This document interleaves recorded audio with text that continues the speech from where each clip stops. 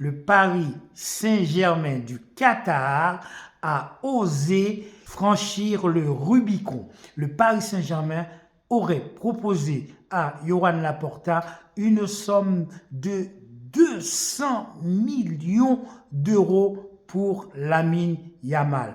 Alors, est-ce une bonne chose? Faut-il vendre Lamine Yamal? Mérite-t-il les 200 millions d'euros? Nous allons voir ça ensemble. Jingle. Salut à tous, bienvenue dans cette nouvelle vidéo. Nous allons parler aujourd'hui de Lamine Yamal, ce joueur exceptionnel issu de la Masia qui commence à donner des mots de tête à toute la planète football à l'international, commence à taper dans l'œil des équipes du monde entier. Et en ce moment, il paraîtrait que le Paris Saint-Germain, oui, le Paris Saint-Germain de Nasser El-Khelaifi aurait proposé à Johan Laporta la somme de 200 millions d'euros pour Lamine Yamal. Soyons sérieux.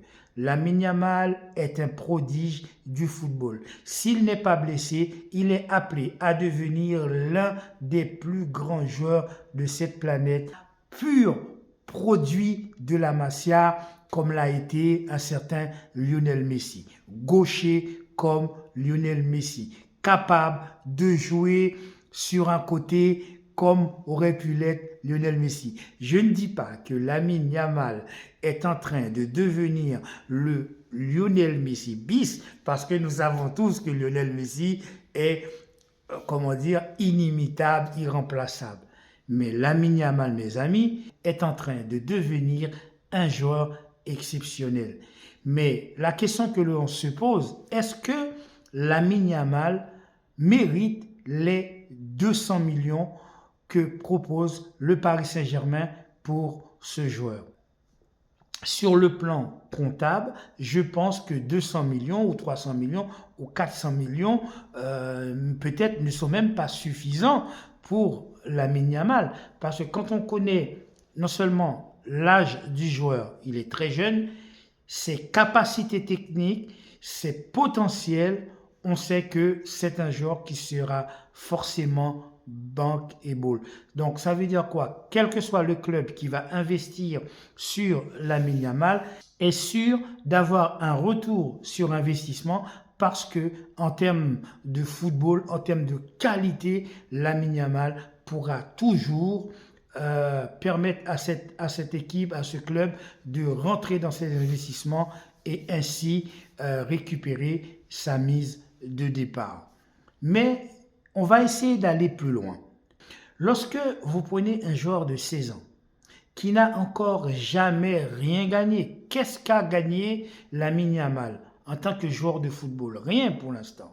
Il n'a pas gagné encore de Ligue des Champions, il n'a pas encore gagné de Ligue Europa, il n'a pas encore gagné de Coupe du Monde, il n'a pas... Bref, la carrière de Lamine Yamal commence à peine. Qu'est-ce qui fait que ce joueur mérite qu'on mette 200 millions d'euros sur lui? C'est là qu'on voit qu'il y a un problème dans le football. Et c'est un problème qui est arrivé, on ne va pas se le cacher, avec l'arrivée du Qatar dans le monde du football. Lorsque Kylian Mbappé, venant de Monaco, a été vendu à Paris Saint-Germain pour la somme de 180 millions d'euros, à ce moment-là, Kylian Mbappé n'était pas encore champion du monde. Il n'avait encore quasiment rien gagné sur le plan international, que ce soit avec Monaco ou que ce soit avec d'autres clubs. Donc, à aucun moment, ce joueur méritait une telle somme. Et lorsque vous mettez 180 millions sur un joueur qui éclot, qui commence à peine à éclore, vous mettez 180 millions sur ce joueur, il faut reconnaître qu'avant l'arrivée du Qatar à Paris Saint-Germain, l'un des contrats les plus chers pour un joueur de football, c'était Gareth Bale avec un contrat de 100 millions. Mais qu'est-ce que c'est que 100 millions maintenant, mes amis? 100 millions, c'est rien du tout. Maintenant, le Qatar est arrivé. Le Qatar va mettre sur la table, mes amis, pour Kylian Mbappé, pas moins de 180 millions d'euros sur un joueur qui n'avait encore rien fait. Il n'avait pas encore gagné de Coupe du Monde avec la France. Il n'avait pas encore gagné 6 à 7 fois le championnat de France. Non, il n'avait rien encore gagné à ce moment-là et on met 180 millions d'euros. Je ne suis pas en train de dire que le joueur ne le méritait pas. Je ne suis pas en train de dire qu'il ne fallait pas les lui donner.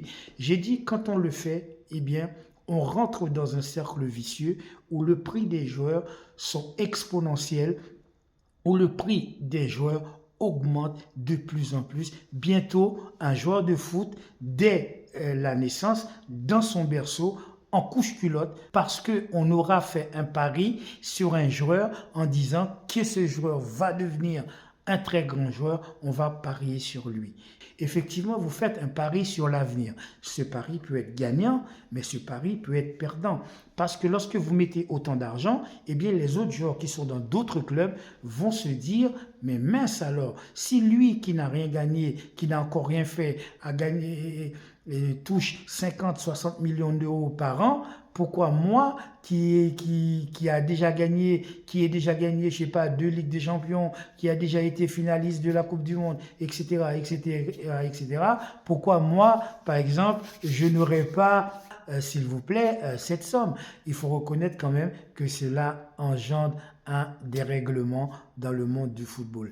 Lamine Yamal, c'est un bon joueur, oui. Lamine Yamal peut devenir l'un des plus grands joueurs de ce monde, oui. Lamine Yamal a-t-il des potentiels? Oui. Lamine Yamal est-il un génie? Oui. Tout ce que vous voulez. Mais Lamine Yamal mérite qu'on met sur la table pour lui 200 millions d'euros? Je pense que non. Je pense que non. Maintenant que c'est fait, est-ce que Laporta doit accepter de vendre Lamine Yamal? La réponse est non, parce que si vous vendez Lamine Yamal, vous gagnez 200 millions d'euros que vous pouvez réinjecter tout de suite dans le mercato, que ce soit le mercato d'été ou dans d'autres mercatos. Ça va résoudre effectivement tous les problèmes du club, mais en fait, vous serez perdant. Parce que regardez ce qu'on a fait avec Neymar. On a vendu Neymar pour 220 millions ou 222 millions d'euros. Effectivement, ces 222 millions d'euros, qu'est-ce qu'on a fait avec? On a acheté Coutinho, 100 millions.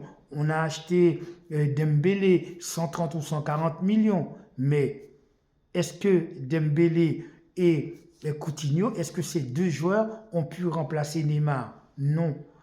Dembélé a été blessé pendant 4 ou 5 ans. Lorsqu'il a commencé à être bon, à ne plus être blessé, il s'est cassé au Paris Saint-Germain.